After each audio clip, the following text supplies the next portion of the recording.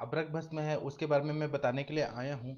आप सब लोगों को पता है, आप सब लोगों ने सेकंड ईयर में पढ़ा हुआ है रस शास्त्र में कि अभ्रक भस्म है वो महारस में बहुत ही सर्वश्रेष्ठ द्रव्य है। तो महारस में, रस शास्त्र में इसको पढ़ाया जाता है। अभ्रक भस्म जो रहता है उसको इंग्लिश में माइका बोलते हैं। आप लोग को ये सब मालूम है?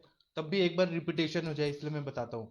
और इसका जो भी चीज़ है वह मैं क्लिनिकल एक्सपीरियंसेस से आप लोगों से शेयर करने के लिए आया हूँ। तो अभ्रक जो रहता है वो माइका रहता है। और आकाश के जितने भी नाम हैं, जैसे व्योम है, अब्र है, और गगन है, ये सारे उसके पर्याय नाम हैं। और इसके जो खनिज हैं वो आप लोग को पता है कि मस्कोवाइट, पैराग्नाइट, फोल्गोपाइट, बायोटाइट, ऐसे मस्कोवाइट, ये बहुत सारे इसके पर्याय मिलते हैं। अभ्रक का शोधन मारण आप लोगों को इसमें मिल जाएगा, रस शास्त्र के बुक में मिल जाएगा। अब अभ्रक भस्म का क्लिनिकल एप्लीकेशन क्या क्या है वो मैं आप लोगों को बताने के लिए आया हूँ। तो अभ्रक भस्म जो रहता है, कृष्ण वज्राभ्रक जो रहता है, वह सर्वश्रेष्ठ माना जाता है। और अभ्रक भस्म जो रहता है वह अगर शतपुटी रहे तो वो अच्छा काम करता है। तो और उससे ज्यादा अच्छा सहस्त्रपुटी अगर अभ्रक भस्म रहे, तो सहस्त्रपुटी अभ्रक भस्म के लिए बहुत सारी द्रव्यों को लेके 16-16 पुट दिया जाता है, तो फिर ना वह बहुत अच्छा गुणकारी हो जाता है। तो जो शोधन मारण और कैसे बनाया जाता है, यह सब तो आप लोगों को अपने बुक्स में मिल ही जाएगा। मैं आप लोग को क्लिनिकल एक्सपीरियंसेस बता रहा हूँ। तो अभ्रक भस्म जो है ना, उसका क्या क्या बीमारी में कैसे काम होता है। तो सबसे पहले अभ्रक भस्म जो रहता है, अभ्रक भस्म जो रहता है कि शरीर में कहीं भी सड़न हो रही है, गैंग्रीन हो रहा है, तो वहां पे अभ्रक भस्म का बहुत अच्छा उपयोग होता है। जैसे कि आप लोग को पता है कि डायबिटिक मिलाइटिस रहता है, और डायबिटिक वुंड होने के बाद पैरों में सड़न होने लगती है। तब सहस्त्रपुटी अभ्रक भस्म है उसको देने से बहुत अच्छा फायदा हो जाता है। उसके बाद में ब्रेन में अगर कोई ना पेशेंट है हमारे पास आ रहा है और बहुत चिंताग्रस्त है, बहुत तनाव में रहता है, उसको कुछ समझ नहीं आता है, और उसकी मानसिक निर्बलता बहुत रहती है, अवर सत्व का है, तो उसको ना बहुत घबराहट होती है, तो वहां पे रक्त वाहिनियों को बल देने वाला कुछ दवाई चाहिए। तो जब रक्त वाहिनियां को बल देने के लिए अभ्रक भस्म दिया जाता है, अकीक भस्म वगैरह के साथ में, मानस मित्र गुटिका, ब्राह्मी वटी या महाकल्याण घृत के साथ अगर दिया जाता है अभ्रक भस्म, तो माइंड जो है वो बहुत ही स्ट्रांग बन जाता है। वैसे ही उन्माद और अपस्मार और स्मृति नाश, बुद्धि विभ्रंश के पेशेंट हमारे प्रैक्टिस में आते हैं। तो उस टाइम पे हम लोग अगर अभ्रक भस्म को अगर हमने इसके साथ दिया, उन्माद का केसरी रस, फिर स्मृति सागर रस, फिर मानस मित्र गुटिका, जो भी अपस्मार और उन्माद की चिकित्सा है उसके साथ में अगर अभ्रक भस्म दिया तो बहुत अच्छा फायदा हो जाता है। उसके बाद में जो पक्षाघात के पेशेंट आते हैं या अर्धांग वायु के पेशेंट आते हैं, तो उसमें क्या होता है कि वहां पे शोभ हुआ रहता है, मतलब इन्फ्लेमेशन हुआ रहता है, रक्तवाहिनी बस्ट होके हिमरेज हुआ रहता है।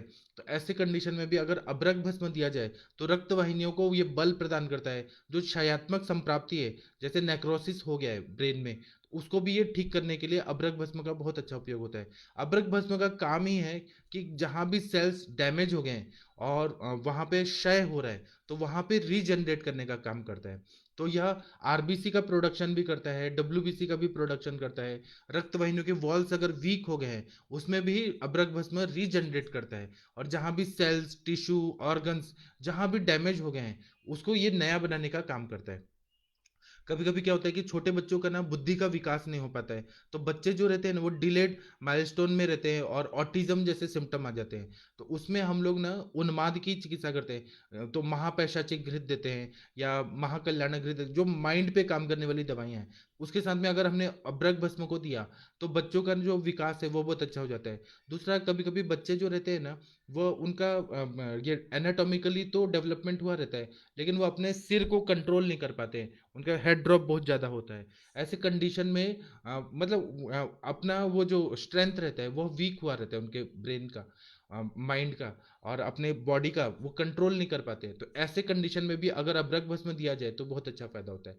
दूसरा है कि अभ्रक भस्म जो है यह उत्तेजना भी देता है और स्लोली स्लोली काम भी करता है। अगर इसका कॉम्बिनेशन में हम लोगों ने दिया, जैसे नारदिया लक्ष्मी विलास रस है, उसमें कर्पूर जैसी दवाइयां हैं, उसके साथ में अभ्रक भस्म रहता है, तो यह क्या करता है, तुरंत ही उत्तेजना देता है। और फिर नारदी लक्ष्मी विलास रस में हृदय को भी उत्तेजना मिलती है, फिर श्वास कास ये सब ठीक हो जाता है। और यही अभ्रक भस्म है वो आरोग्यवर्धिनी वटी में भी है। तो आरोग्यवर्धिनी वटी में ताम्र भस्म जैसे द्रव्य हैं, तो यह यकृत का कार्य अच्छा करता है और धीरे धीरे अपना कार्य करके और फिर नए सेल्स बनाता है। तो आरोग्यवर्धिनी वटी जो है वह उसमें अभ्रक भस्म स्लोली स्लोली काम करने के लिए और परमानेंट काम करने के लिए उपयोग में लाया गया है। और लक्ष्मी विलास रस में अभ्रक भस्म का कर्पूर जैसे बहुत ही उष्ण और तीक्ष्ण वीर्यात्मक द्रव्यों का उपयोग करके उसके साथ में है, तो वो तुरंत ही स्टिमुलेशन देता है। तो इसी तरह से अभ्रक भस्म जो है वो हर तरह से बहुत ज्यादा उपयोगी रहता है, उसका साइड इफेक्ट नहीं होता। फिर कभी कभी उपदंश के पेशेंट आते हैं, जैसे सिफिलिस हो गया, गोनोरिया हो गया, मतलब जो सेक्सुअली ट्रांसमिटेड डिजीजेज हैं, तो उसमें हम लोग गंधक रसायन, फिर सारिवा, अनंता, रसमाणिक्य, इनके साथ में अगर अभ्रक भस्म देंगे तो वह जितने भी उपदंश और गोनोरिया में जो भी जख्म हुआ रहता है, इन्फ्लेम्ड सेल्स रहते हैं, उन सबको ये ठीक कर देता है। उसके बाद में ब्रेन का विकास अगर बहुत डिले हो रहा है, आईक्यू कम है, और बच्चे ऐसे आते हैं जिनको ना मंद बुद्धिता रहती है और उनको कोई चीज़ समझ नहीं हो रहा, ग्रास्प नहीं हो रहा, तो उसमें अभ्रक भस्म को स्वर्ण सारस्वता ऋषि के साथ दिया या स्मृति सागर रस के साथ दिया तो ना बहुत अच्छा फायदा होता है, बहुत अच्छा रिजल्ट आता है। शंख पुष्पी है, फिर जटामांसी है, ऐन्द्र रसायन है, जो भी बुद्धि में काम करने में, ब्राह्मी वटी है, ब्राह्मी घृत है, उसके साथ दिया ना तो बहुत अच्छा फायदा होता है। फिर जो कभी कभी तरुणी बच्चियां रहती हैं, जो कुमारी बच्चियां रहती हैं, उनको ना हरिद्रक नाम का बीमारी होता है, जिसमें उनका ना खून अच्छे से नहीं बन पाता है, और मतलब एनीमिक रहती है बहुत ज़्यादा, खून की कमी की वजह से उनका शरीर जो रहता है वो एकदम हरिद्रा की तरह पेल रहता है, मतलब उसमें निस्तेजपना बहुत ज़्यादा रहता है। तो उसमें उनको नया चीज़ बनाना है, नए नए सेल बनाने हैं, इसके लिए अगर अभ्रक भस्म का सेवन कराया जाए रसायन के रूप में, और भी दवाई जैसे दाड़िमा वले, स्वर्णमाक्षिक भस्म, ताप्य दिलो, नवायस लो, इन सब के साथ अगर दिया जाए तो हरिद्रक नाम का जो प्रॉब्लम है वो पूरी तरह से ठीक हो जाता है। फिर हमारे प्रैक्टिस में पांडु रोगी बहुत आते हैं जिनको खून की कमी रहती है। तो पांडु रोग में मतलब अलग अलग कंडीशन से हो सकता है, आयरन डेफिशिएंसी एनीमिया होता है, किसी ना किसी तरह से पांडु हुआ है, मृत भक्षण जन्य पांडु हुआ है, वातज पित्तज कफज सानिपातिक ऐसे अवस्थाओं में पांडु हुआ है। तो हम जब शमन चिकित्सा देते हैं तब हमने अगर घृत पान के साथ में, जैसे कटुकादि घृत या दाढ़ी मादी घृत, यह जो घृत है स्नेह पान के साथ में अगर अभ्रक भस्म दिया तो बहुत अच्छा फायदा होता है। ये आरबीसी का प्रोडक्शन बहुत अच्छे से करता है, डब्ल्यूबीसी का प्रोडक्शन बहुत अच्छे से करता है, तो ना पेशेंट को बहुत ही इमीडिएटली फायदा हो जाता है। उसके साथ में जो हृदय के रोग रहते हैं, जैसे मतलब हृदय के वॉल्व्स बहुत वीक हो गए हैं, हृदय के कार्डियक मसल बहुत वीक हो गए हैं, लेफ्ट वेंट्रिकुलर हाइपरट्रॉफी है, फिर अरिथमिया है, ब्रेडिकार्डिया है, टैकीकार्डिया है, हृदय में विकृति आ रही है, बहुत बार बार आ रही है, तो हमें कुछ ऐसा दवाई चाहिए जो वहाँ को हील करे और स्ट्रेंथ लाए। तो उसमें सहस्त्रपुटी अभ्रक भस्म जो है उसका प्रयोग किया जाता है। और कुछ कुछ दवाइयाँ भी है जिसमें अभ्रक भस्म है, तो जैसे नागार्जुनाभ्र रस है, नागार्जुनाभ्र रस है, उसमें सहस्त्रपुटी अभ्रक भस्म है। उसके साथ में हृदयार्णव रस है, प्रभाकर वटी है, इन सब में भी अभ्रक भस्म है। और हमारे सर का एक फॉर्मूला है, हृदरोग फार्मूला, उसमें भी अभ्रक भस्म है। तो हृदय को ये बल प्रदान करता है और कार्डियक मसल्स को स्ट्रेंथ देता है। और हृदय में जो कोरोनरी आर्टरीज रहती है, उनके जो वॉल्स रहते हैं अगर वीक हो गए तो उसकी वजह से क्या होता है, आर्थर आर्टेरियोस्क्लेरोसिस जैसे कंडीशन आते हैं जिसमें ब्लॉकेज हो जाता है, तो और प्लेक फॉर्मेशन होता है, कैल्सिफिकेशन होता है। तो उसमें हम और दवाइयाँ जो दे रहे हैं, आम पाचक दवाइयाँ दे रहे हैं और वो स्त्रोतस की शुद्धि करने वाली दवाइयाँ दे रहे हैं, उसके साथ में अगर अभ्रक भस्म साथ में मिलाकर दिया जाए तो वो मतलब फिर अगर हम देते हैं ना, क्या होता है, एंजियोप्लास्टी करने के बाद या बाईपास कराने के बाद, एंजियोप्लास्टी करने के बाद स्टेंट बैठा दिया जाता है, तो कोरोनरी आर्टरीज वहां तक तो ठीक है, लेकिन बाद में फिर से वो संप्राप्ति होती है, तो बार बार वो ब्लॉकेज होने के चांसेस रहते हैं। तो एलोपैथी में डॉक्टर क्या करते हैं कि इकोस्प्रिन वगैरह शुरू कर देते हैं, मतलब खून को पतला करने वाली दवाइयां देते हैं। तो वह परमानेंट इलाज नहीं रहता, वो जिंदगी भर खाना पड़ता है, बीपी की गोलियां देते हैं, वह परमानेंट इलाज नहीं रहता। अभ्रक भस्म अगर दे दिया जाए, वैक्रांत भस्म, अभ्रक भस्म, और ये नागार्जुनाभ्र रस, प्रभाकर वटी, ये सब अगर दे दिया जाए तो वह क्या करता है, रक्त वाहिनियों को मजबूत कर देता है। तो जो भी रक्त वाहिनियां कमजोर हो गए हैं उनको ताकत मिल जाती है। जहां भी क्षयात्मक संप्राप्ति है ना, उसमें अभ्रक भस्म का बहुत अच्छा रोल रहता है। फिर कभी कभी क्या होता है कि खाना जो रहता है वो अच्छे से पच नहीं पाता, कोई भी अवस्था में हो सकता है, बच्चों में भी हो सकता है, युवा अवस्था में भी हो सकता है, या वृद्धावस्था में भी हो सकता है। इंटेस्टिनल वॉल्स जो रहते हैं ना बहुत वीक रहते हैं, तो जो ये अब्रक भस्म है, यह क्या करता है कि रक्त का प्रसादन अच्छा करता है, रक्त वाहिनियों को बल देता है, और जो स्त्राव है, पाचक पित्त का स्त्राव है, और जो भी इंटेस्टाइन में जो भी पचन करने के लिए जो भी स्त्राव है, उनको ये अच्छा कर देता है, प्राकृत कर देता है। और जो इंटेस्टाइन के जो मसल्स है, उनको ये स्ट्रांग कर देता है, उसकी वजह से पाचन क्रिया अच्छे से होने लगती है। तो ये क्या करता है, रीजनरेट करता है, जहां भी रीजनरेशन करना है सेल्स का, वहां पे ये बहुत ज्यादा उपयोगी रहता है। कभी कभी पेशेंट आते हैं जिनको सेरेब्रल एट्रोफी रहता है, या सेरेब्रल ये पाल्सी रहता है। तो जहां भी एट्रोफी है, हाइपरट्रॉफी है, ऐसे कंडीशन आप लोगों ने पैथोलॉजी के बुक में पढ़ा होगा। तो एट्रोफी के कंडीशन में, जैसे सेरेब्रल एट्रोफी हो गया, फिर अपना संतुलन जा रहा है, शुष्कता बहुत ज्यादा बढ़ गई है, ये बहुत श्रिंक हो जाता है जो सेरेब्रम है। ऐसे अवस्था में अगर हमने घृत पान का सेवन कराया और अबरक भस्म दिया, तो ये एट्रोफी के कंडीशन को भी ठीक करते हुए देखा है मैंने, अपने सर के पास भी देखा है और अपने प्रैक्टिस में भी देखा है। फिर अल्सरेटिव कोलाइटिस जैसे कंडीशन रहते हैं जिसमें अल्सरेशन फॉर्मेशन बहुत ज्यादा होता है, तो उसमें कुष्ठग्न क्रॉन्स डिजीज या अल्सरेटिव कोलाइटिस जैसे कंडीशन में भी अबरक भस्म को अगर हमने कुष्ठग्न द्रव्यों के साथ दिया, और जो भी प्रवाहिका की हम चिकित्सा करें, जो भी कुष्ठग्न द्रव्यों के साथ अगर हमने आम पाचक और पक्वाशय के वात की चिकित्सा के साथ में अगर अबरक भस्म दिया, तो अल्सरेशन जो भी हुआ है ना, उसको हील करने के लिए अबरक भस्म का बहुत अच्छा उपयोग होता है। फिर कभी कभी रक्तार्श होता है जिसमें ब्लीडिंग पाइल्स होता है, तो उसमें भी रक्त वाहिनियां फूट जाती हैं, तो उसमें हम लोग रक्तार्श की चिकित्सा के लिए नागकेशर वगैरह स्तंभक दवाइयां दे रहे हैं, नागकेशर देते हैं, फिर उसके बाद में हम लोग पुष्यानुक चूर्ण देते हैं, कुटजारिश देते हैं, लोद्र चूर्ण देते हैं, रक्तार्श का एक फॉर्मूला है वह देते हैं। लेकिन अगर हमने सहस्त्रपुटी अब्रक भस्म दिया, तो वो क्या करेगा कि रक्तार्श होने ही नहीं देगा, रक्त वाहिनियों को इतना मजबूत कर देगा कि रक्त वाहिनियां फिर फूटेंगी ही नहीं, और डायलेटेशन ऑफ जो रेक्टल वेन्स है वो होगा ही नहीं, संप्राप्ति ही नहीं घटक होगी, घटित होगी, तो उससे बहुत फायदा होता है। कभी कभी रक्तार्श का ब्लीडिंग पेल्स का ऑपरेशन किया जाता है और उसकी वजह से भगंदर हो जाता है, या अपने कारणों से भी भगंदर हो गया, फिस्टुला हो गया, ऐसे कंडीशन में भी हीलिंग करना होता है, या पाइलोनेडल साइनस हो गया, तो उसमें ना हम लोग जात्यदि तेल या क्षार सूत्र वगैरह करते हैं। लेकिन हीलिंग करने के लिए कुछ दवाई चाहिए, सिंपल सिंपल हम लोग दवाई देते हैं, जैसे सप्तविंशति गुगुल, त्रिफला गुगुल, कैशोर गुगुल, अमृता गुगुल, यह सब गंधक रसायन, ये सब तो देते ही हैं। उसके साथ में अगर अबरक भस्म भी दे दिया जाए तो हीलिंग बहुत फास्ट कर देता है, ये नए सेल बनाता है, इसलिए इसका उपयोग है। फिर बहुत सारे पुराने बीमारी रहती है जिससे ना पेशेंट आता है तो उसको रिकवरी होने में बहुत टाइम लगता है, डेबिलिटी मतलब वीकनेस बहुत ज्यादा रहता है, स्ट्रेंथ बहुत कम हुआ रहता है, तो उसमें अगर अबरक भस्म दिया जाए तो तुरंत ही ताकत दे देता है, पूरे शरीर का बल बढ़ा देता है, शुक्र ओज ये सब बढ़ा देता है।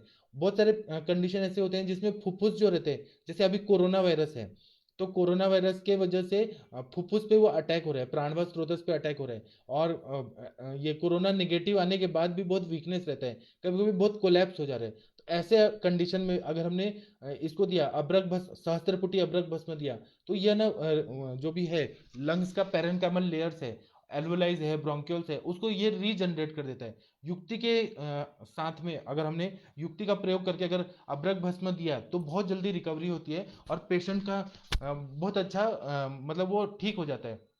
बहुत सारे ऐसे पेशेंट आते हैं जिनको ट्यूबरकुलोसिस हो गया होता है, और उसकी वजह से लंग्स जो रहते हैं डैमेज हो जाते हैं पूरा, तो उसमें राजमृगांक रस और स्वर्ण मालिनी वसंत रस और अभ्रक भस्म अगर दिया तो वो रिकवरी होने के चांसेस होते हैं।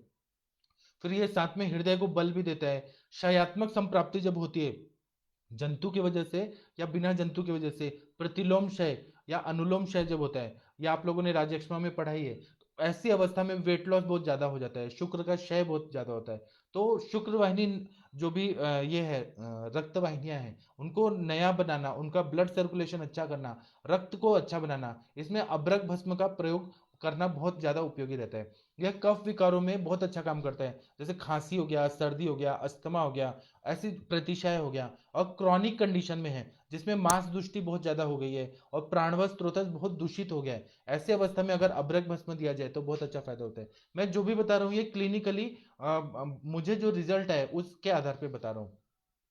फिर क्षयज अतिसार जब होता है जिसमें धातुओं का क्षय हो गया है और लूज मोशन बहुत ज्यादा हो रहा होता है, तो उसमें अगर हमने कुटजारिस्ट, बिल्वावले या ऐसे मुस्ता ऐसे दवाइयों के साथ में संजीवनी वटी या नवजीवन रस इसके साथ में अगर अब्रक भस्म दिया, तो क्षयज अतिसार में जो इंटेस्टाइन जो वीक हो गया है वो होल्ड नहीं कर पा रहे, बार बार लूज मोशन की तकलीफ है, उसको भी ठीक करता है। ऐसे ही आईबीएस जो रहता है, इरिटेबल बॉयल सिंड्रोम, उसमें भी अबरक भस्म का बहुत अच्छा उपयोग रहता है।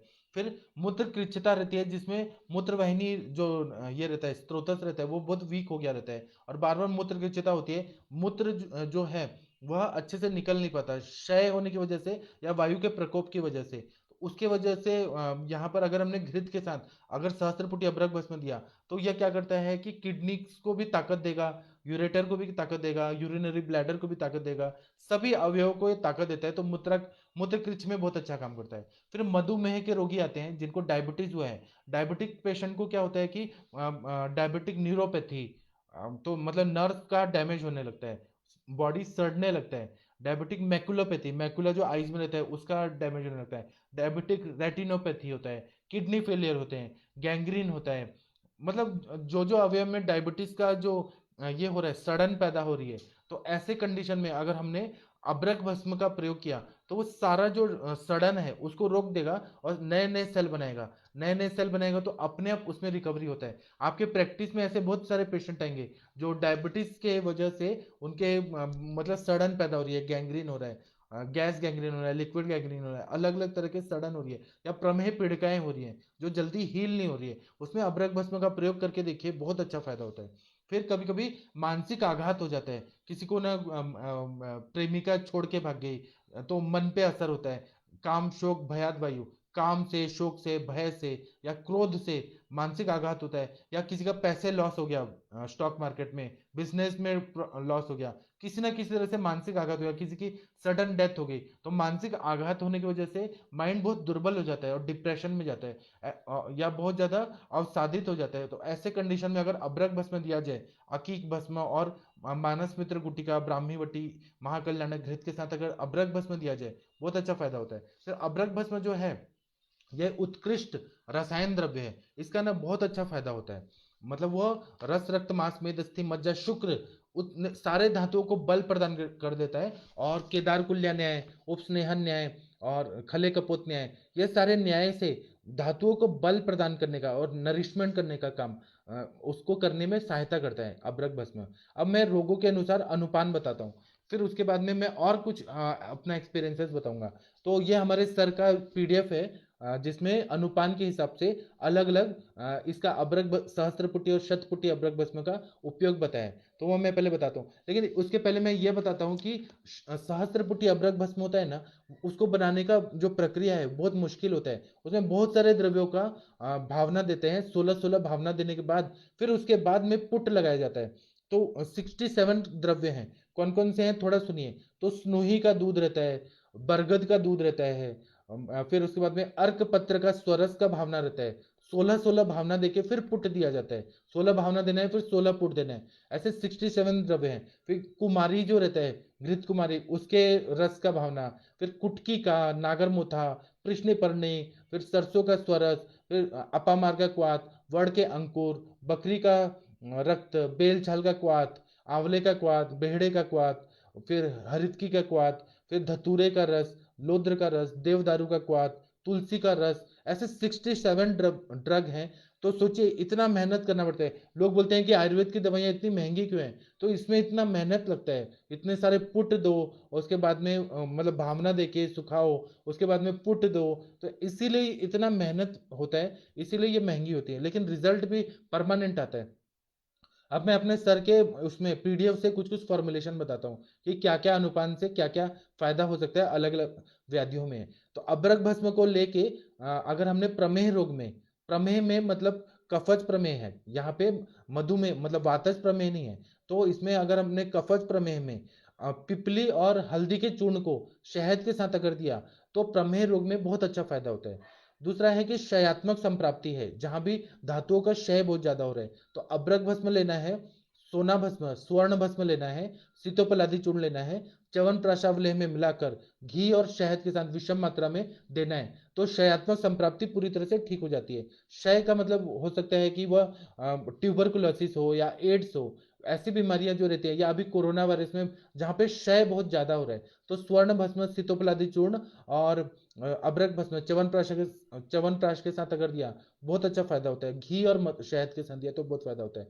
फिर धातुओं को बढ़ाने में, बहुत सारे ऐसे पेशेंट आते हैं जिनका शुक्र क्षय बहुत ज्यादा मात्रा में हुआ रहता है। इतना ज्यादा शुक्र क्षय होता है कि वो मतलब इम्पोर्टेंट, जैसे क्लैब्यता आ जाती है, नपुंसकता आ जाती है। तो उसमें सोना और चांदी का भस्म लेना है, और इलायची का चूर्ण और मधु के साथ, मक्खन के साथ अबरक भस्म को मिक्स करके अगर देंगे तो शुक्र क्षय, ओज क्षय, ये सारे कंडीशन ठीक हो जाते हैं। फिर रक्त पित्त अगर होता है तो अबरक बस जो है वो रक्त वाहिनियों को मतलब जो उनके वॉल्स है, ट्यूनिका इंटरना एक्सटर्ना मीडिया, उसको ये बल देता है, तो रक्त वाहिनियां मजबूत हो जाती हैं, रक्त का भी प्रसादन करता है। तो इसमें अबरक भस्म को गुड़ या शक्कर या हरितकी का चूर्ण मिलाकर, इलायची का चूर्ण मिलाकर या चीनी मिलाकर या दुर्वा स्वरस के साथ दिया तो बहुत अच्छा फायदा होता है। आप लोग रक्तपित्त की अवस्था में अबरक भस्म देके देखिए, बहुत अच्छा फायदा होता है। फिर पैतिक प्रमेह जब रहता है, मतलब पित्त की वजह से जो प्रमेह होता है, तो उसमें मंजिष्ठ में, हरिद्र में और क्षार में, नील में, यह जो अवस्थाएं रहती हैं, उसमें अगर गुड़ुचि सत्व और मिश्री मिलाकर शहद के साथ अगर दिया तो पैतिक प्रमेह में बहुत अच्छा फायदा होता है अबरक भस्म का। फिर बवासीर है, पांडु है और क्षय है, तो उसमें दालचीनी, इलायची, नागकेशर, तेजपत्र, त्रिकटु, फिर त्रिफला, चीनी और मिश्री मिलाकर अगर हमने शहद के साथ दिया तो खूनी जो बवासीर है, क्षय है और पांडु है, उसमें बहुत अच्छा फायदा होता है। उसके बाद में नेत्र की ज्योति ज्योति बढ़ानी है, मतलब आंखों को अच्छा दिखना चाहिए, मतलब उनका जो ये है एक्यूरेसी और देखने का दृष्टि बढ़ाना है, तो उसमें त्रिफला के चूर्ण और शहद और अबरक भस्म अगर दिया तो आंखों का ज्योति बढ़ जाता है। फिर जीर्ण ज्वर और भ्रम है, तो पिपली मूल का चूर्ण मिलाकर शहद के साथ देने से ये जीर्ण ज्वर में बहुत अच्छा काम करता है। फिर मूत्र कृच्छता है, तो मैंने जैसे बताया कि मूत्र कृच्छता में किडनीज को ये ताकत देता है, यूरेटर को ताकत देता है, यूरिनरी ब्लैडर को ताकत देता है, और किडनीज में मेन नेफ्रॉन्स के ये होता है, मतलब वो फिल्टर नहीं कर पाते हैं, नेफ्रॉन में डैमेज होने लगता है या नेफ्रोटिक सिंड्रोम होता है, अलग अलग किडनी में बीमारियां होती हैं। तो सारे किडनी के डिजीजेस में अगर गोक्षुर लिया और इलायची लिया, भूमि आम्लकी का चूर्ण लिया, मिश्री मिलाकर अबरक भस्म अगर हमने दिया, और अबरक भस्म कितना देना है, तो एक एक रत्ती 125 mgm अगर दिया तो बहुत अच्छा फायदा होता है। फिर बल वृद्धि के लिए, बल वृद्धि के लिए बृहणीय गण में अश्वगंधा हो गया, शतावरी हो गया, विदारी हो गया, ऐसे द्रव्य के साथ अगर हमने, या कुष्मांडा अवलेह के साथ या पेठा की मिठाई के साथ अगर हमने अबरक भस्म दिया तो बहुत अच्छा फायदा होता है। और वह देने के बाद गाय का दूध पिला देना चाहिए, बहुत अच्छा फायदा होता है। फिर उसके बाद में व्रण नाश अगर हो रहा है, मतलब व्रण बहुत ज्यादा फैल गए, पूरे बॉडी में जख्म जख्म जख्म हो गए हैं, तो अगर हमने जात्यादि तेल से अगर हमने इसको ड्रेसिंग किया, या व्रण रूपक तेल, व्रण शोधक तेल, इससे ड्रेसिंग किया, और इंटरनल दवाई में गंधक रसायन, फिर अमृता गुगुल, कैशर गुगुल, त्रिफला गुगुल, पंचतिक्तिघृत गुगुल, संशमनी वटी, गंधक रसायन, वृहद हरिद्राखंड, ऐसे द्रव्यों के साथ अगर हमने यह अगर अबरक भस्म को दिया तो बहुत अच्छा जल्दी से हीलिंग हो जाता है। उसके बाद में अम्ल पित्त की अवस्था में, अम्ल पित्त की अवस्था में क्या होता है कि बहुत ज्यादा एसिड निकलता है, और कभी कभी वो दो तरह का अम्ल पित्त होता है, मतलब ऊर्ध्वक और अधोक तो ग्रंथों में बताया ही है, आप लोगों को पता है। लेकिन कभी कभी अम्ल पित्त होता है तो द्रव गुण से बढ़ा हुआ रहता है, मतलब डाइल्यूटेड फॉर्म ऑफ पित्त ऐसा आता है, तो वो खाना खाने के बाद ही तुरंत ही वो पानी पानी आके उल्टी आने लगती है, जी मिचलाता है, तो द्रव गुण से बढ़ता है। कभी कभी विदाही अन्न खाने से उष्ण और तीक्ष्ण गुण से पित्त बढ़ा हुआ रहता है। ऐसे दोनों कंडीशन में अगर आंवला चूर्ण और या फिर आंवला का रस, फ्रेश आंवला का रस लेके और अगर हमने अबरक भस्म दिया तो बहुत अच्छा फायदा होता है। या आप लोग प्रैक्टिस में करके देखिए, यह क्या करेगा कि वहां पे जो भी पित्त वाहिनियां हैं, मतलब पित्त को सिक्रेट करने वाली जो वाहिनियां हैं, ग्लैंड्स हैं, उनको ये स्ट्रेंथ दे देता है, तो उसका सिक्रीशन वो प्रॉपर हो जाती है। और अगर वहाँ गैस्ट्राइटिस हो गया है, मतलब जख्म हो गया है म्यूकोजल मेम्ब्रेन में, या फिर अल्सरेशन हो गया है, पेप्टिक अल्सर या डिओडिनल अल्सर हो गया है, तो वहां पर एक ऐसा चीज चाहिए जो जल्दी हील करे, म्यूकोजल मेम्ब्रेन को भी हील करे, और अंदर जो सब सेरोसस लेयर, मस्कुलरिस लेयर, सब म्यूकस लेयर, जो भी लेयर रहते हैं इंटेस्टाइन में, आप लोगों ने एनाटॉमी में पढ़ा है, वो सबको हील करने के लिए अब्रक भस्म बेस्ट दवाई है। उसके बाद में स्नायु की दुर्बलता रहती है, तो अबरक भस्म को स्वर्ण मकर ध्वज के साथ अगर मक्खन और मलाई के साथ दिया तो स्नायु दुर्बलता जो भी रहती है उसमें ठीक हो जाता है। तो ऐसे पेशेंट आते हैं जो डीमाइलिनेटिंग डिजीज के आते हैं या मोटर न्यूरॉन डिजीज के आते हैं, तो उन सब में जो स्नायु दुर्बलता और नर्व्स की दुर्बलता की वजह से हो रहा है। तो आप लोग को पता है कि रक्त के मृदुपाक से सिराएं बनती है और खरपाक से स्नायु और कंडरा बनती है। तो जहां भी लिगामेंटल इंजरी हो गया है, लिगामेंटल टियर हो गया है, मेनिस्कस टियर हो गया है, कहीं भी कोई भी अवस्था में, या नर्व्स में जो रहता है माइलिन शीथ कम हो गया है, एक होता है मल्टीपल स्क्लेरोसिस, ऐसा एक डिजीज होता है जिसमें जो ये रहता है ड्यूरामेटर और ये एरेक्नाइड मैटर मैटर रहता है, वो बहुत ज्यादा जगह स्कार होने की वजह से उसमें कंडक्शन हो नहीं पाता। तो मसल्स जो रहते हैं वो बहुत ज्यादा स्टिफ होते हैं। मल्टीपल स्क्लेरोसिस बहुत बड़ा ऑटो इम्यून डिजीज है, उसमें अगर अब्रक भस्म दिया तो बहुत अच्छा फायदा होता है। इसी तरह से एक बीमारी आती है,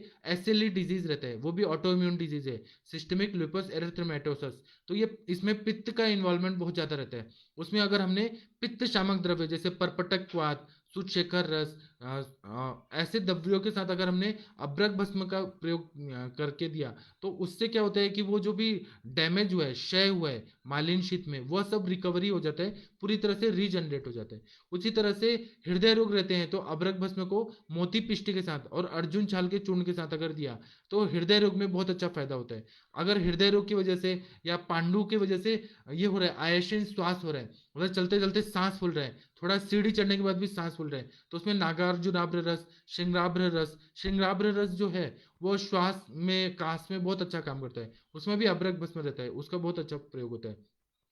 फिर उसके बाद में वात व्याधि के कंडीशन होते हैं जिसमें शुंठ, पुष्कर मूल, भारंगी, अश्वगंधा, ऐसे जो वात शामक द्रव्य हैं, उसके साथ में अगर अब्रक भस्म दिया जाए तो अब्रक भस्म में खुद ही प्रॉपर्टी इतनी अच्छी है कि वह खुद ही मतलब रीजनरेट कर देता है कोई भी सेल्स को, और वात वाहिनियों का वात अगर बढ़ा हुआ है उसको शमन कर देता है, तीनों दोषों को शमन कर देता है, और इसका बहुत अच्छा फायदा होता है। उसके बाद में पित्त प्रकोप अगर हुआ है तो दालचीनी, इलायची, तेजपत्र और उसके बाद में नागकेशर का चूर्ण मिलाकर चीनी या मिश्री के साथ दिया जाए तो ये पित्त का भी शमन कर देता है। उसके बाद में कफ का प्रकोप है तो त्रिकटु चूर्ण या पंचकोल चूर्ण या कायफल के साथ में अगर शहद के साथ दिया जाए तो ये कफ प्रकोप जन्य जितनी भी व्याधियां हैं उसमें अब्रक भस्म शांत कर देता है। जो भी मैं बता रहा हूँ ना, हमारे सर का पीडीएफ का फॉर्मूला है, फॉर्मूला बुक है, मैं आप लोगों को ये देने वाला हूँ, आप लोग रुकिएगा, मैं सारा अपलोड करके सबको शेयर कर दूंगा। फिर उसके बाद में अग्नि प्रदीप्त अगर करना है, अग्नि मांद्य की अवस्था है, तो उसमें यवक क्षार, सुहागे का खील है, सज्जी क्षार में अगर अब्रक भस्म को मिलाकर गर्म पानी के साथ सुबह शाम दिया जाए तो बहुत अच्छा फायदा होता है, रिकवरी हो जाता है। फिर मूत्राघात है और अश्मरी है, तो उसमें मूत्रकृच का अनुपान, मतलब जैसे गोक्षुर काढ़ा है, और जो लेखन करने वाले द्रव्य हैं जैसे त्रिविक्रम रस हो गया, भद्राश्म चूर्ण हो गया, हजरल यहुद भस्म हो गया, और जो भी पाषाण भेद हो गया, और चंद्रप्रभावटी, गोक्षुर आदि गुगुल, इन सब के साथ में अगर अभ्रक भस्म दिया जाए तो ये क्या करता है कि जब भी पथरी निकल रही है, ऐसे क्रश होके निकल रही है, तो जो जो जख्म हो रहा है, मतलब किडनीज में अगर जख्म हो रहा है तो कभी कभी रक्तस्राव होने लगता है, कभी कभी यूरेटर में वो अगर फूट के निकल रही है तो उसकी वजह से पेन होने लगता है, और ऑब्स्ट्रक्शन की वजह से क्षय होता है, छिल जाता है। तो ऐसे कंडीशन में अब्रक भस्म दिया तो बहुत अच्छा फायदा होता है। फिर कभी कभी वीर्य स्तंभन करना होता है, प्री मैच्योर इजैकुलेशन के पेशेंट आते हैं जिनका ना यूरिन,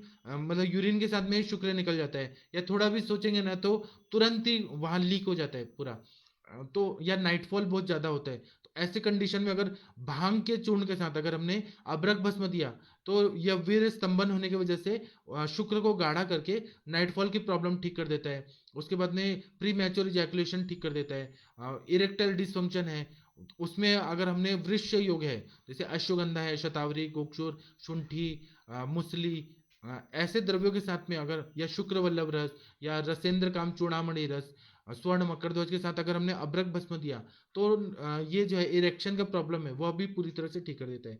फिर पूरा बॉडी में दाह होता है, बर्निंग सेंसेशन होता है, तो चीनी, मिश्री और गाय का दूध और अब्रक भस्म अगर हमने दिया तो पूरे बॉडी का, या उशिर आसव या उशिर चूर्ण जो शीत वीर्यात्मक द्रव्य है, या चंदन का पानक, या ये अगरू का जो है काढ़ा, जो भी शीत वीर्यात्मक द्रव्य है उसके साथ में अगर दिया तो दाह जो है वह ठीक कर देता है। फिर पांडु रोग है, संग्रहणी रोग है, कुष्ठ रोग है, उसमें वायुवेदंग, त्रिकटु और घी के साथ अब्रक भस्म को अगर दिया तो बहुत अच्छा फायदा होता है। उसके बाद में जो जो हम लोग देते हैं जैसे प्रसूता रोग रहता है, प्रसूति, प्रसूता को जो ज्वर होता है, सुतिका ज्वर जो बोलते हैं, या प्रसूता के टाइम पे अगर जो ज्वर हो रहा है, या फिर गर्भिणी की अवस्था में जो ज्वर हो रहे हैं, तो ऐसे अवस्था में अगर हमने अभ्रक भस्म, स्वर्ण भस्म और दाढ़िमा वले या फिर ज्वरग्न द्रव्य जो है जैसे त्रिभुवन कीर्ति वगैरह। और कल किसी ने क्वेश्चन पूछा था कि बचनाक दे सकते हैं कि नहीं दे सकते हैं सुतिका में,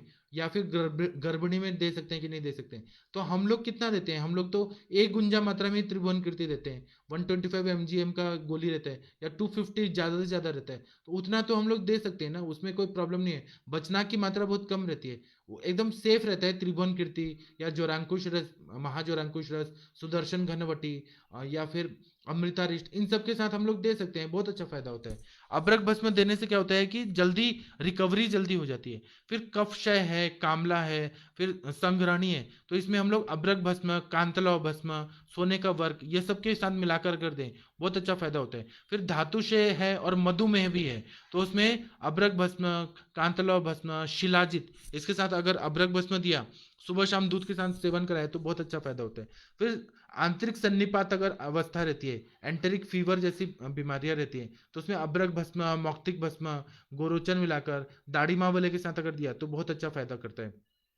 उसके बाद में पांडु रोग में भी खून को बढ़ा देता है, अगर दाढ़ीमा वले, द्राक्षा वले, दाढ़ी मादी घृत इसके साथ दिया, स्वर्ण माक्षिक भस्म के साथ दिया, नवायस लो, ताप्य लो के साथ दिया तो बहुत अच्छा फायदा होता है। उसके बाद में अभ्रक भस्म जो रहता है यह ना बहुत अच्छा रसायन है, उत्कृष्ट रसायन है, सप्त धातु वर्धक है। उसके बाद में देह को सुदृढ़ करता है, वीर्य को बढ़ाता है, ओज को बढ़ाता है। तो जहां भी ये शयात्मक संप्राप्ति है उसमें ये काम करता है। फिर तारुण्यावस्था को प्राप्त करा देता है, मतलब जो लोग बूढ़े हो रहे हैं, जिनको रिंकल्स आ रहे हैं और हड्डियों में जान नहीं रह रही है, ऑस्टियोपोरोसिस हो रहा है, या पोस्ट मेनोपॉजल सिम्टम हो रहे हैं स्त्रियों को कि मेनोपॉज के बाद बहुत ज़्यादा उनको इरिटेशन हो रहा है, माइंड पे भी हो रहा है, उसके बाद में ऑस्टियोपोरोसिस हो रहा है, वीकनेस आ रहा है, जॉइंट पेन शुरू हो रहे हैं, कमर दर्द हो रहा है। तो ऐसे पोस्ट मेनोपॉजल सिम्टम में अगर अभ्रक भस्म को दिया जाए फलघृत के साथ या पुष्प धनवा रस के साथ या कोई भी रसायन जैसे ऐन्द्र रसायन, ब्राह्म रसायन, च्यवन प्राशावले, उसके साथ अगर दिया जाए तो पोस्ट मेनोपॉजल सिम्टम में भी बहुत ज्यादा फायदा करता है। उसके साथ में अगर अभ्रक भस्म को वृश्य योग के साथ दिया जाए, जो शुक्र बनाने वाली द्रव्य है, वाजीकरण द्रव्य है, उसके साथ अगर अभ्रक भस्म दिया जाए तो यह मैथुन करने का शक्ति बढ़ा देता है। तो बहुत सारे पेशेंट हमारे प्रैक्टिस में आते हैं जिनको ना ड्यू टू स्ट्रेस वगैरह वो लोग ना सेक्स फटीग हो जाता है, जब ये मैथुन करने लगते हैं तो थक जाते हैं, या फिर उनका काम का ही वर्कलोड इतना होता है कि उनको इच्छा ही नहीं होती है वो करने की। तो अगर अभ्रक भस्म दिया जाए, अश्वगंधा चूर्ण या जो भी शक्तिवर्धक जो द्रव्य है, बृहणीय द्रव्य है, उनके साथ में अगर दिया जाए तो अभ्रक भस्म से मैथुन शक्ति बहुत ज्यादा बढ़ जाती है। उसके साथ में राजयक्ष्मा जैसी बीमारी है, कफ क्षय है, बढ़ी हुई खांसी है, उरशत है, कफ है, दमा है, फिर धातु क्षय है, फिर मधुमेह है। मधुमेह जो होता है मार्गावरोध से होता है या धातु क्षय जन्य होता है, और प्रमेह आगे कन्वर्ट होकर मधुमेह में हो रहा है। ऐसे कंडीशन में अगर हमने अभ्रक भस्म दिया तो मधुमेह के बहुत सारा कॉम्प्लिकेशन है, तो वह वसंत कुसुमाकर रस और पुष्प धनवा रस के साथ अगर अभ्रक भस्म दिया जाए तो बहुत अच्छा रिकवरी कर देता है। फिर बहुमूत्रता होती है, 20 प्रकार के प्रमेह होते हैं, फिर इन सब में अभ्रक भस्म काम करता है। फिर एक सोम रोग होता है जिसमें जलीय धातु बहुत ज्यादा बढ़ जाता है और मेंसेस के रास्ते से, यूरिन के रास्ते से बहुत ज्यादा पानी निकलते रहता है, मेंसेस के थ्रू वजाइना भी बहुत ज्यादा निकलते रहता है। उसमें सोम रोग में भी अगर हमने या अभ्रक भस्म दिया तो बहुत अच्छा फायदा होता है। फिर शरीर अगर बहुत दुर्बला है, कोई पेशेंट रहते हैं कितना भी खाते हैं लेकिन कमजोर रहते हैं, तो उसमें दीपन पाचन और बृहणीय द्रव्यों के साथ अगर हमने अभ्रक भस्म दिया तो दुबलापन ठीक हो जाता है। प्रस्तुता के बहुत सारे रोग रहते हैं, प्रस्तुता के छर्दी होती है, वीकनेस आता है, दुष्ट स्तन्य जन व्याधियां होती हैं, बहुत सारी व्याधियां होती हैं, उसमें अभ्रक भस्म को अलग अलग अनुपान के साथ अगर दिया जाए तो बहुत अच्छा फायदा होता है। फिर सूखी खांसी, काली खांसी, पांडु रोग हो गया, दाह रोग हो गया, रक्त पित्त हो गया, जीर्ण ज्वर हो गया, संग्रहणी रोग हो गया, जो ग्रहणी रोग आगे बढ़ के संग्रहणी हो गया, जिसमें इंटेस्टाइन बहुत वीक हो गया है, तो वहां पर भी सेल्स को ताकत देना है और वो पूरा ग्रहणी अवयव को बल देना है, उसमें अभ्रक भस्म का बहुत अच्छा यूज होता है। फिर शूल रोग हो गया, गुल्म रोग हो गया, पेट में आंव पड़ा है, अरुचि है, अग्निमंदे है, फिर खूनी बवासीर है, फिर हृदय रोग है, उन्माद है, फिर अपस्मार की बीमारी है, मूत्र कृच्छता है, नेत्र रोग है, यह सब में उत्कृष्ट दवाई है, रसायन भी है और वाजीकरण भी है। इसका मतलब अगर शुद्ध किया हुआ अभ्रक भस्म है, जो शुद्ध नहीं किया गया है तो वह कॉम्प्लिकेशन कर सकता है। शुद्ध अभ्रक का ही प्रयोग करना चाहिए। और आप जहां से भी अभ्रक भस्म लेते हैं तो उसका गुणवत्ता आप लोग को जरूर देखना चाहिए कि वो शुद्ध क्वालिटी का है कि नहीं है।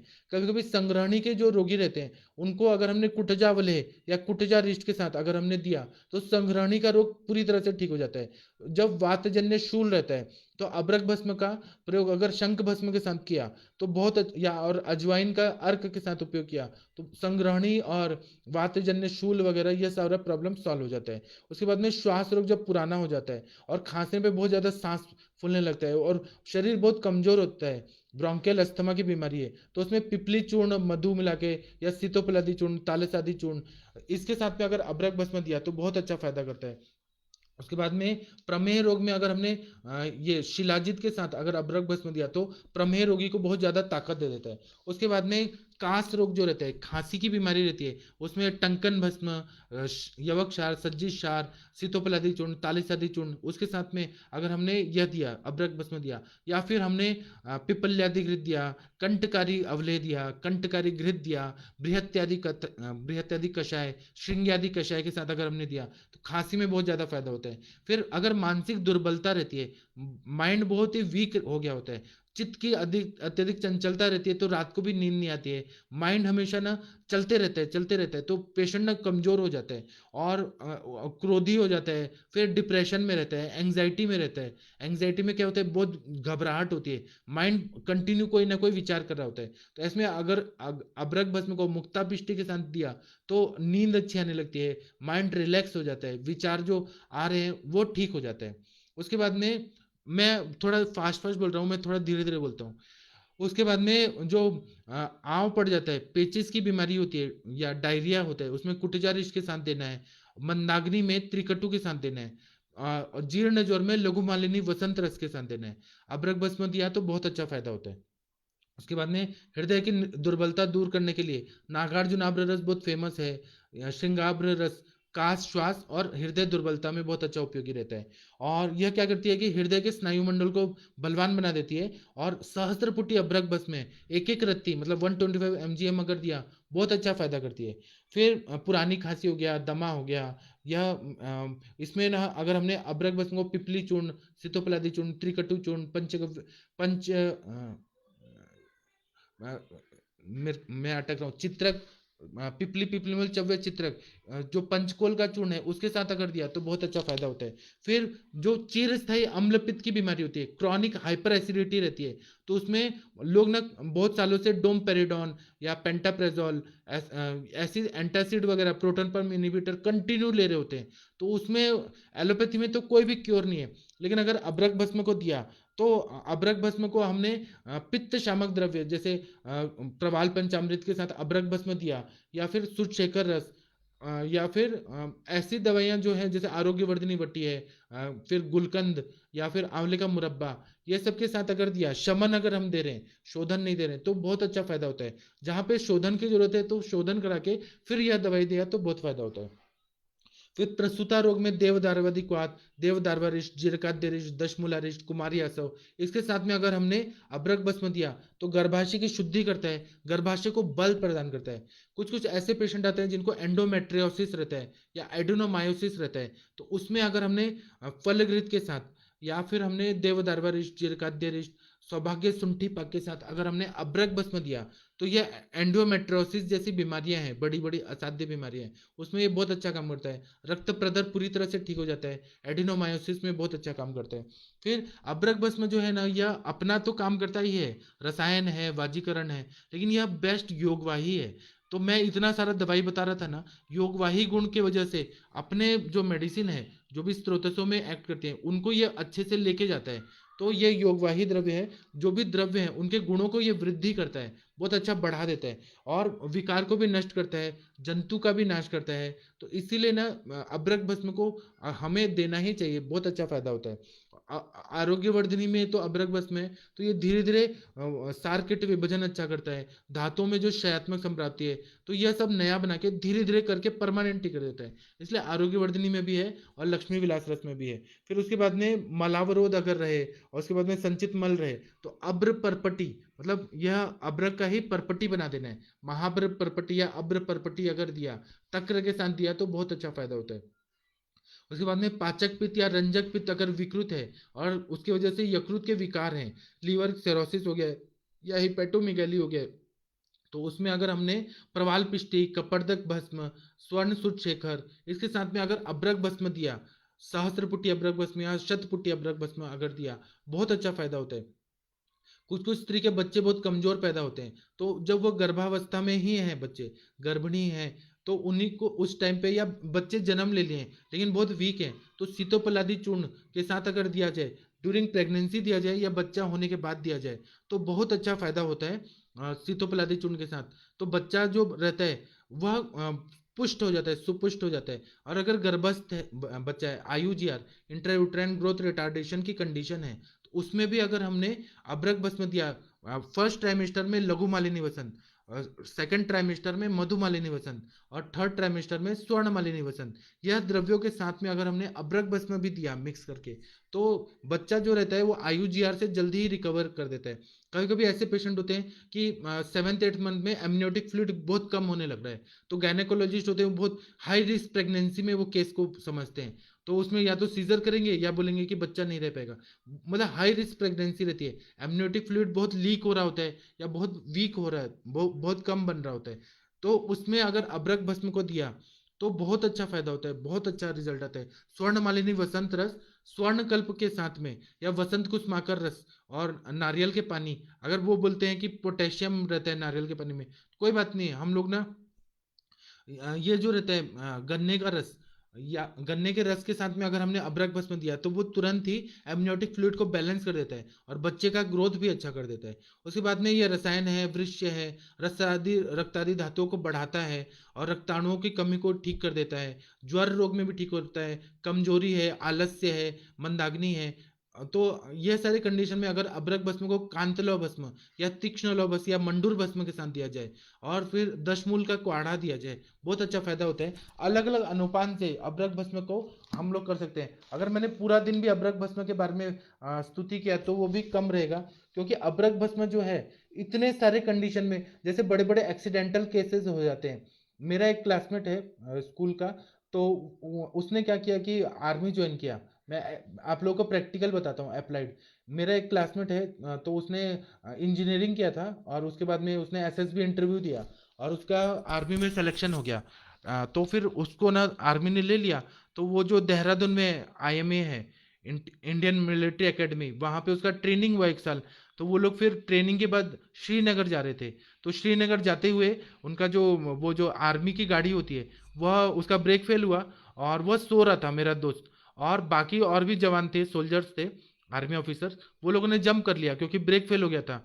और जो ड्राइवर था उसने भी ये कर लिया, और ये सो रहा था, इसको उठाया गया लेकिन ये उठा नहीं और टाइम कम था, तो खाई जो थी वो 300 फीट नीचे गिर गई, खाई में गिर गई। तो फिर क्या हुआ कि उसको ना गाड़ी का एक भाग ना ऐसे चोट लग गया यहाँ पर, हेड इंजरी नहीं, हेड इंजरी इंटरनली हुआ, स्कल नहीं फूटा। तो उसकी वजह से फिर उसके दांत वगैरह टूट गए, उसके कंधे की हड्डी टूट गई। तो फिर वो पीजीआई चंडीगढ़ में हेलीकॉप्टर से लेके गए, ये 2005 की बात है। पीजीआई चंडीगढ़ में उसको लेके गए, उसका सर्जरी हुआ। तो लेकिन वो अपने पूरी तरह से अपने को भूल गया था, एमनीशिया हो गया था, उसको कोई भी चीज याद नहीं आ रहा था, वो कौन है कहाँ है, उसको कुछ याद नहीं आ रहा था। तो उसको फिर एरोप्लेन से यहाँ लेके आए।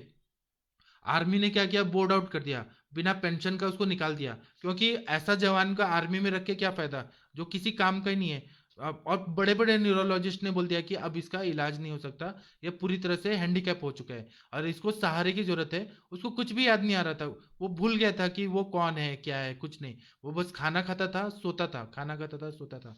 तो उसको लेके आए, तो यहाँ पुणे में बड़े बड़े वैद्य लोगों के पास लेके गई उसकी बहन। वो मेरे कॉलेज में ही, जब मैं बीएमएस पास आउट हुआ था, तो उसी कॉलेज, और मैंने प्रैक्टिस शुरू कर दी थी 2-3 साल पहले, मतलब 2002 में मैंने शुरू की थी, 3 साल हो गए थे मेरे प्रैक्टिस को। तो वह हमारे सर के पास लेके गई, पुणे के बड़े बड़े डॉक्टर लोग के पास लेके गई। तो सबने कहा कि हम एक्सपेरिमेंट करेंगे, यह तो असाध्य व्याधि है, यह ठीक नहीं हो सकता। तो मैं, मेरे जो गुरुजी हैं उन्होंने मुझे कहा था कि 5 साल फ्री में इलाज करना है, नेस्टी की चिकित्सा, नेस्टी की चिकित्सा या तो उपधा बिना, कुछ भी किसी से पैसा नहीं लेना, उन्होंने मुझे ऐसे कहा था। और धन्वंतरी भगवान का मैंने मूर्ति रखा था, और रोज मैं हवन करके और फिर मैं पेशेंट को दवाई देता था, और जो भी चीज था वो भगवान को समर्पित था। तो लोग आते थे अपने दान पात्र में जो देते थे उससे मैं इलाज करता था। तो वह एक दिन आई मेरे पास और बोली कि भैया, मेरे भैया को तो, आपके क्लासमेट को तो इतना बड़ा एक्सीडेंट हो गया और 4 लोग उठा के बैठाते हैं, करते हैं, वो तो पूरी तरह से हैंडीकैप्ड हो गया। और पुणे के बड़े बड़े डॉक्टर्स बोल रहे हैं, आयुर्वेद के भी, एलोपैथी के भी, कि नहीं हो सकता, तो आप कुछ कर सकते हैं क्या? तो मैंने कहा कि अब मेरा नया नया प्रैक्टिस था और मेरा पढ़ाई भी था और मेरे में जोश भी था कि मैं करूंगा, मैं ये दूंगा, अबरक बसमत दूंगा, ये दूंगा। तो मैंने उसको बुलाया और फिर मैंने ट्रीटमेंट शुरू किया। तो मैंने सहस्त्रपुटी, मैंने सब लिख दिया क्योंकि मैं फ्री में इलाज करता था। मैंने कहा मैं बस्ती दूंगा, बाकी दवाइयां आपको खरीद के लानी है। तो उन्होंने सहस्त्रपुटी अबरक बसम लाया, स्वर्ण मकर ध्वज लाया, फिर बृहत्वा चिंतामणि रस, त्रैलोक्य चिंतामणि रस, जय मंगल रस, ऐसे बहुत सारी दवाइयां लेके आए। और उसके साथ में मैंने शीरबला तेल का बस्ती देना शुरू किया, नस्य देना शुरू किया। फिर घृत में मैंने गुगुल तिक्त घृतम, नरसिंह रसायन, महाकल्याण घृतम, एक एक टीस्पून थोड़ा थोड़ा मात्रा में शुरू किया। आप लोग विश्वास नहीं, मैंने उसके लिए हवन वगैरह भी किया, पूजा वगैरह रोज करके ही मैं उसके नाम से रोज हवन करता था। आप लोग विश्वास नहीं करेंगे, 15 दिन के बाद ही उसको रिकवरी होने लगा, उसको याद आने लगा कि पहले उसने मम्मी को पहचाना पहचाना, फिर पापा को पहचाना, फिर बहन को पहचाना, फिर उसको याद आने लगा कि ये मेरा घर है।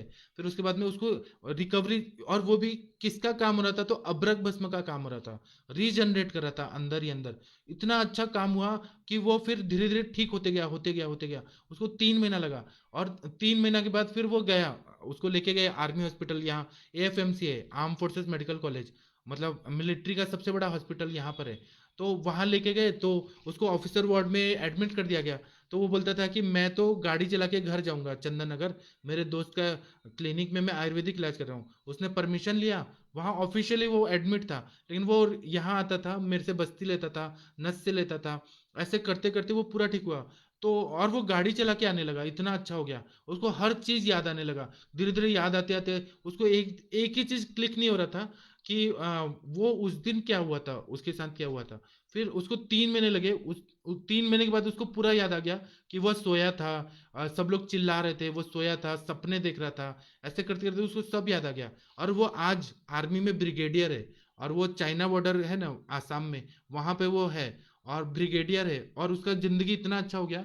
और वो मतलब आर्मी का ऑफिसर है, ब्रिगेडियर है वो, मतलब पूरा जो ये रहता है ना, वो एरिया का जो मेन जो बॉस रहता है वो है। और इतना मतलब स्ट्रांग है, शारीरिक रूप से भी हो गया, उसको 2 बेटे भी हुए, उसकी शादी भी हुई, आर्मी ऑफिसर की बहन से हुई, उसकी शादी भी हुई। आज वो सुखी है। मैं आप लोगों को अगर नंबर चाहिए तो मैं नंबर दे सकता हूँ, आप लोग उनसे बात करिए। वो ब्रिगेडियर जयंत ढोरे हैं उनका नाम है, और वो इतना स्ट्रांग है आज, मतलब और फिर वो ना जब ठीक हो गए ना तो एएफएमसी के पास गए कि मुझे आप लोग कैटेगरी दीजिए, क्योंकि आर्मी जो रहती है ना, आर्मी ऐसे ही नहीं मतलब ले लेती है फिर से नौकरी में, वहाँ कैटेगरी रहता है। तो उसको A++ कैटेगरी मिला।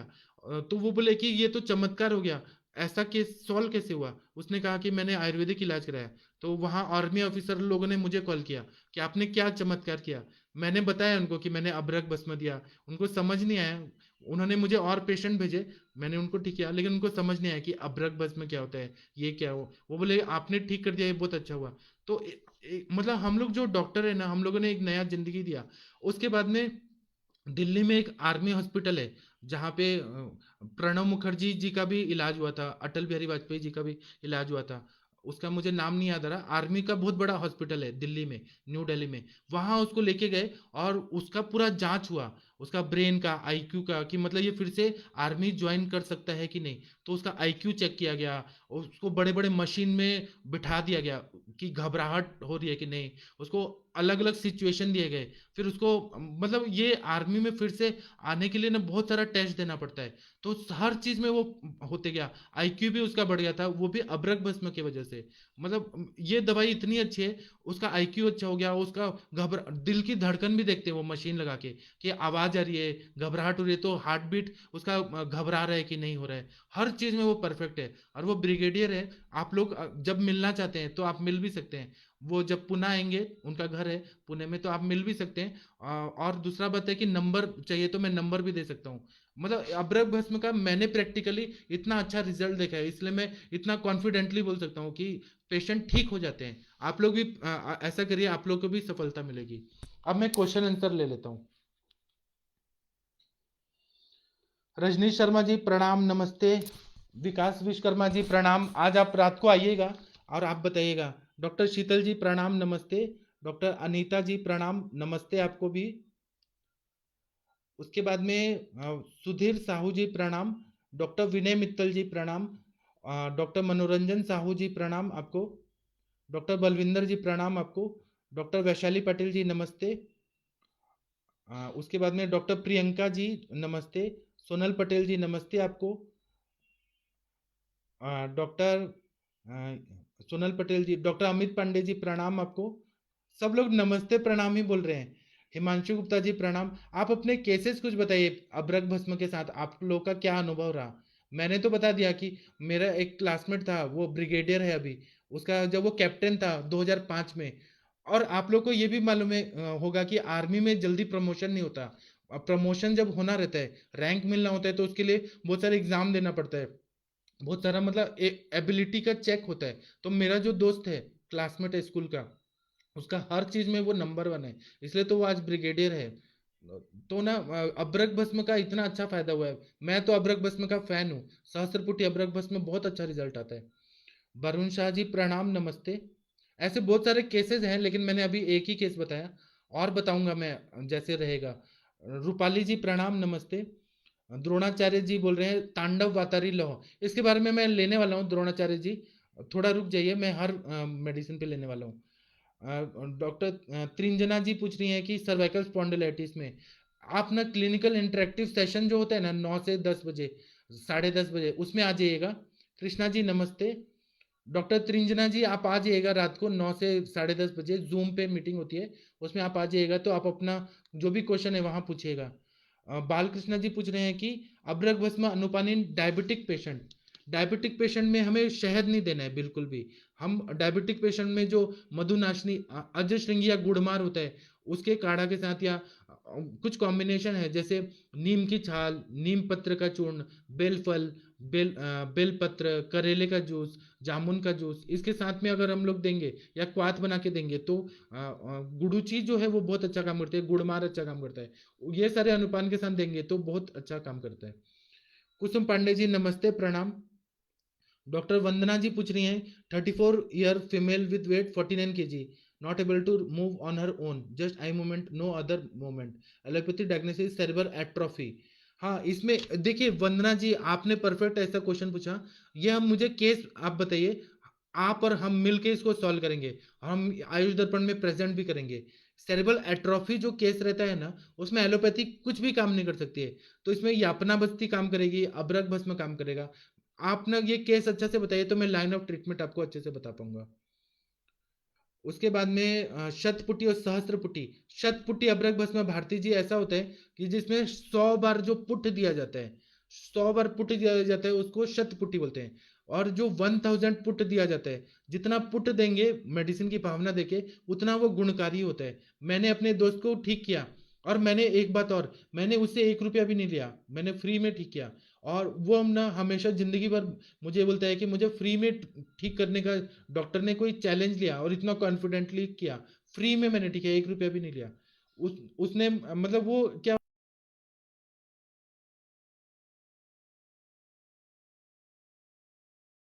भी नहीं, क्योंकि दोस्त है। लेकिन जो जिंदगी हम देते हैं किसी को, उसका मूल्य नहीं होता। वो मेरा पुण्य लिख दिया गया, अपने भगवान के घर में लिख दिया गया। डॉक्टर रूपाली जी पूछ रही है सर्वाइकल इरोजन में इसका क्या रोल है। सर्वाइकल इरोजन में है ना इसका रोल। सर्वाइकल इरोजन में अगर आपने अभ्रक भस्म दिया, उसके सामने ये दिया, त्रिफला गुगुल दिया, कैशर गुगुल दिया, तो यह इरोजन जो भी है, सेल्स जो इरोड हो गए, मतलब सर्वाइकल एरिया में जो भी जख्म वगैरह हो गया है, तो अभ्रक भस्म देंगे तो जल्दी रिकवरी होगा। ग्रैनुलेट स्टेंट टिश्यू जल्दी बनेंगे, हीलिंग हो जाएगा और ठीक हो जाएगा। आप फलिग्रीत के साथ दीजिए ना, या त्रिफला गूगल, एकेटी, अमृता गूगल, कैशोर गूगल, त्रिफला गूगल, इसके साथ देंगे तो जल्दी रिकवरी हो जाएगा। रूपाली जी, आप ना गैनेक के केसेस में जहां भी ऐसे इरोजन होता है, ऐसे में दीजिए, बहुत अच्छा रिजल्ट आता है। अभ्रक भस्म आपको लेकिन अच्छा क्वालिटी का मिलना चाहिए। शैलेश गुप्ता जी प्रणाम। डॉक्टर ओम प्रकाश चौधरी जी प्रणाम आपको भी। बासवती जी बोल रही हैं कि formulation use in particular it would be helpful to young patient too. जी, जी। आपने जो बोला, हाँ बहुत अच्छा हुआ डॉक्टर भट्टाचार्य मैडम, आप प्लीज क्लिनिकल इंटरेक्टिव सेशन में आप आइए, आप अपना अनुभव भी बताइएगा कृपया, हम आपसे रिक्वेस्ट करते हैं। डॉक्टर सविता जी, सॉरी उस टाइम आपने मुझे कहा था, मैं उस टाइम आपको ध्यान नहीं दे पाया, मेरे पेशेंट बैठे थे। मैं ये लेक्चर होने के बाद आपसे फोन करता हूँ, आपके केसेस में हम सॉल्व करेंगे। डॉक्टर निक्स ji thank you, thank you. Doctor Kusum ji thank you. Doctor Sonal Patel ji thank you. Doctor Rajni Sharma ji thank you. सबको मैं थैंक यू बोल रहा हूँ जो लोग मुझे प्रेज कर रहे हैं। Doctor Mahendra ji thank you. Kusum Pandey ji thank you. Yogesh ji thank you. आप लोग ऐसे ही आके उत्साह बढ़ाते रहिए। Doctor Rahul ji good evening आपको भी। रीना शर्मा जी प्रणाम। आप भी अपना अनुभव बताइएगा। रीना जी आज आइएगा इंटरेक्टिव सेशन में। राजेंद्र कुंद्रा जी प्रणाम आपको भी। त्रिंजना जी, फ्रॉम बर्थ ही जिन बच्चों का आईक्यू वीक होता है उसने दे सकते हैं कि अब्रक भस्म कौन सा अनुपात से देना चाहिए? जिनका आईक्यू लेवल वीक होता है, तो ऑटिज्म के जो पेशेंट होते हैं ना, आईक्यू लेवल वीक है या ऑटिज्म नहीं भी है, डिलेड माइलस्टोन है या सेरेब्रल पाल्सी है, तो उसमें अगर हमने महाकल्याण घृत, ब्राह्मी वटी, ब्राह्मी घृत के साथ जो भी मेध्य रसायन है, मेध्य रसायन वाली द्रव्य है, मानस मित्र गुटिका, स्मृति सागर रस या फिर कुष्मांड रसायन के साथ अगर दिया तो आईक्यू बहुत ज्यादा बढ़ जाता है। और मतलब रसायन विधि से देना चाहिए तो बहुत अच्छा फायदा होता है। डॉक्टर त्रिंजना जी, और आपको पूछना है तो क्लिनिकल इंटरेक्टिव सेशन में हम लोग डिस्कस करेंगे। योग्या यादव जी का क्वेश्चन है कि अब्रक भस्म का डोज बताइए। तो हम लोग ज्यादातर 125 mgm, एक चुटकी तक ही देते हैं। ज्यादा दे सकते हैं लेकिन सहस्त्रपुटी अब्रक एक तो महंगा भी होता है और एक चुटकी ही सफिशियंट होता है, बहुत अच्छा फायदा होता है। राहुल जी पूछ रहे हैं कि एक पेशेंट को फिशर और इंटरनल पाइल्स है, उसको क्या देना है? इंटरनल उसको फिशर है ना, तो आप जात्यादि तेल का पिच्चू दीजिए, चांगेरी आदि घृत दीजिए। और फिशर में सप्तविंशति गुगुल, त्रिफला गुगुल, कैशोर गुगुल, सप्तविंशति गुगुल का बहुत अच्छा रोल रहता है। खाना पीना अच्छा करिए, घृत पान कराइए और तक्र दीजिए। और इंटरनल पाइल्स है तो नागकेशर चूर्ण दीजिए। अगर वो ब्लीडिंग पाइल्स है कि नॉन ब्लीडिंग पाइल्स है वह देखना है, तो पहले फिशर को हम ठीक करेंगे, उसके बाद में इंटरनल पाइल्स की दवाई है। तो सूरन की सब्जी जो रहती है, सूरन आप लोग को पता है जिमीकंद या एलिफेंट फूड बोलते हैं, वह अगर देंगे तो इंटरनल पाइल्स का प्रॉब्लम सॉल्व हो जाएगा। हफ्ते में 3 बार या 4 बार घी में बना के वो सब्जी दीजिए। दीप्ति जी पूछ रही है अब्रक भस्म with बाकुची khadir loha bhasma vidanga work magical on vitiligo. 100% you are right Deepti ma'am ji. ऐसे ही आप अपने योग बताते रहिए। आप लोग सब लोग लिख लीजिए, डॉक्टर दीप्ति जी ने इतना अच्छा बताया। विटिलिगो में अब्रक भस्म, बाकुची, खदीर, लौह भस्म, इसका बहुत अच्छा यूज रहता है क्योंकि ये भ्राजक पित्त को अच्छा कर देता है। और दूसरा वहां पे कृमि और जंतु रहते हैं उसको नष्ट कर देता है और नया कलर अच्छा लाता है। तो जो भी बताया है दीप्ति जी ने 100% सही है। ये हमारे सर जी भी बताते हैं और मैं भी अपने प्रैक्टिस में यूज करता हूँ। थैंक यू दीप्ति जी, आपने बहुत अच्छा बताया। डॉक्टर कुसुम पांडे जी पूछ रहे हैं मात्रा, मात्रा मैंने बताया एक रत्ती, एक गुंजा तक देना है, 1 से 2 गुंजा तक। सतिंद्र पाल सिंह जी पूछ रहे हैं कि संस्फुटी अभ्रक भस्म किस कंपनी की अच्छी है? अब मैं कंपनी का मैं नहीं बताऊंगा। अभी आप लोगों ने कल देखा था ग्रुप में, मैंने एक कंपनी का भेजा था गंधक रसायन, उसमें गंधक ही नहीं है, बाकी वो क्या बेच रहे हैं पता नहीं। मैं कोई कंपनी का ना अच्छा ही बताऊंगा ना बुरा ही बताऊंगा, वो आप लोग को डिसाइड करना है कि कौन सी कंपनी का अच्छा है। उसके बाद में बालकृष्णा जी पूछ रहे हैं, थैंक्स बोल रहे हैं, थैंक्स। जूम मीटिंग कैसे ज्वाइन करें? एक ना आप मुझे व्हाट्सएप करिए, मैं एक ना आपको गूगल का फॉर्म दूंगा, गूगल फॉर्म भर के और आप जूम मीटिंग वहां पे आप मेंबर बन जाएंगे और फिर आप ना क्लिनिकल इंटरेक्टिव सेशन में ज्वाइन होके आ सकते हैं। जिनको फ्री में सुनना है वो फेसबुक पे सुनिए। जूम मीटिंग में आने से क्या होता है कि इंटरेक्टिव सेशन होता है, तो आप अपने डाउट पूछ सकते हैं, बता भी सकते हैं। तो इसमें ना हम लोग बहुत कुछ सीखते हैं। अगर केवल ऑडियंस की तरह चुप रह के सुनना है तो फेसबुक पे लाइव होता है रोज। इंटरेक्शन करने से ज्यादा अच्छा ज्ञान होता है, इसलिए आप लोग आइएगा, सबका स्वागत है। हिमांशु गुप्ता जी पूछ रहे हैं कि हेयर लाइन रिसीड हो गया है तो रीग्रो हो सकता है? हाँ हो सकता है, आप मुझे व्हाट्सएप पे आइए, मैं आपको बताता हूँ। क्रॉनिक फंगल इन्फेक्शन, इसका भी मैं आप लोग को चिकित्सा बताऊंगा। अभी जो विषय है अब्रक भस्म, उस पे मेरा कंसंट्रेशन है। बलविंदर सिंह जी बोल रहे हैं कि अब्रक भस्म का मेरा बहुत अच्छा अनुभव है। हाँ आप कृपया इंटरेक्टिव सेशन में आइए बलविंदर सिंह जी और बताइएगा। डॉक्टर स्वाति जी बोल रही हैं प्रणाम, आपको भी प्रणाम। डॉक्टर ज्ञानेंद्र शर्मा जी सहपाठी जी बोल रहे हैं गुड इवनिंग, आपको भी गुड इवनिंग। उसके बाद में एकेटी सिंगल टाइम जी, योगेश महाजन जी पूछ रहे हैं एकेटी सिंगल टाइम में यूज करते हैं? हाँ हम लोग करते ही हैं, आप भी करिए, बहुत अच्छा रिजल्ट आएगा। डॉक्टर किशोर जी पूछ रहे हैं, प्रणाम आपको भी प्रणाम। मधुबाला जी प्रणाम। कृमि बच्चों में उसमें क्या दे? तो कृमि है तो नरेंद्र जी आप कृमि कुठार रस, कृमि मुद्गर रस, कृमिघ्न का काढ़ा, करंज तेल का बस्ती, कृमिघ्न तेल का, वह सब ठीक हो जाता है। डॉक्टर अनिल सिंह जी बोल रहे हैं जूम आईडी बताइए। जूम आईडी के लिए आपको, आप मुझे व्हाट्सअप करिए, मैं आपको गूगल फॉर्म दूंगा, वो फिल कर देंगे तो फिर आपको मेंबर बना दिया जाएगा। और उसमें 500 रुपये आपको ये देना पड़ेगा, मंथली चार्जेस देना पड़ेगा। और क्योंकि जूम का खर्चा आता है, अनलिमिटेड प्लान लिया है आयुष दर्पण ने, मेरे को नहीं, आयुष दर्पण फाउंडेशन को जा रहा है, तो उसमें मेंबरशिप लेना पड़ेगा, फिर आप आ सकते हैं, आपको फिर जूम आईडी प्रोवाइड कर दिया जाएगा। बलविंदर सिंह जी बोल रहे हैं कि अभ्रक भस्म से असंभव को भी संभव किया है, आश्चर्यजनक लाभ मिलता है। जी आप जो बोल रहे हैं वो 100% सही है। बलविंदर सिंह जी आप कृपया अपना अनुभव बताइएगा इंटरेक्टिव सेशन में। डॉक्टर अर्चना जी प्रणाम। डॉक्टर अनिल जी प्रणाम। रवि अग्रवाल जी प्रणाम। नॉन डायबिटिक पेशेंट है, हेयर फॉल हो रहा है, हेयर फॉल पे मैं आप लोग को बाद में बताऊंगा या इंटरेक्टिव सेशन में बताऊंगा। भारती चोपड़ा जी बोल रही हैं गुड जॉब, थैंक यू, आपका आशीर्वाद देते रहिए। डॉक्टर दीपा जी बोल रही हैं अभ्रक भस्म इन कैंसर, इस पर कैंसर में तो बहुत अच्छा रिजल्ट आता है। कैंसर को हम लोग ग्रंथि विसर्प देखते हैं, कभी कभी वातरक देखते हैं, अर्बुद देखते हैं, अलग अलग अवस्थाओं में अभ्रक भस्म दिया जा सकता है। कैंसर को हम केवल कैंसर समझ के नहीं करते हैं, हम आयुर्वेद की कभी कभी वो विसर्प रोग होता है, कभी कभी ग्रंथि, तो अलग अलग दवाइयों के अनुपान के साथ, जहां तक क्षयात्मक संप्राप्ति है, वात का प्रकोप है, तो वहां पर हम अलग अलग अनुपान के साथ देते हैं, बहुत अच्छा फायदा होता है। इसको मैं डिटेल में कैंसर पे एक लेक्चर लूंगा तो मैं बताऊंगा अनुभव। रिचा जी बोल रही है गुड इवनिंग, आपको भी गुड इवनिंग। ममता पटेल जी बोल रही है प्रणाम, आपको भी नमस्ते। मेरा व्हाट्सअप नंबर मैं आपको यहाँ लिख देता हूँ, डॉक्टर अरविंद पाठक के नाम से व्हाट्सअप नंबर है। और आप लोग ना इंटरेक्टिव सेशन में आइएगा, आप सभी लोगों का स्वागत है। वहाँ पे बहुत सारे लोग आते हैं, कनाडा से भी दो तीन मैडम लोग आती हैं, अमेरिका से भी आती हैं, आप लोग की दोस्ती भी हो जाएगी, और मतलब नया चीज़ सीखने को भी मिलेगा, और बहुत सारे डाउट्स भी क्लियर हो जाते हैं। तो आप लोग जरूर आइएगा आज इंटरेक्टिव सेशन में रात को 9 बजे। ये मैंने अपना ये दे दिया है। राहुल यादव जी प्रणाम, आप कैसे हैं राहुल यादव जी? आप आपसे मुझे बात करनी है। हाँ मैंने व्हाट्सअप नंबर दे दिया है। अब मैं ना लेक्चर बंद करता हूँ, और आप लोग को ना और भी कोई डाउट रहेगा, क्योंकि अभ्रक भस्म जो है वो 1 घंटे के लेक्चर में नहीं होगा, इसके लिए बहुत सारा और भी अवस्थाओं में इसके बारे में हम बता सकते हैं। तो मैं बाद में अभ्रक भस्म पे एक बार और लेक्चर लूंगा, उसमें और एक्सपीरियंसेस बताऊंगा। तो अब मैं लेक्चर बंद करता हूँ, अब 9 बजे हम लोग मिलेंगे। प्रणाम।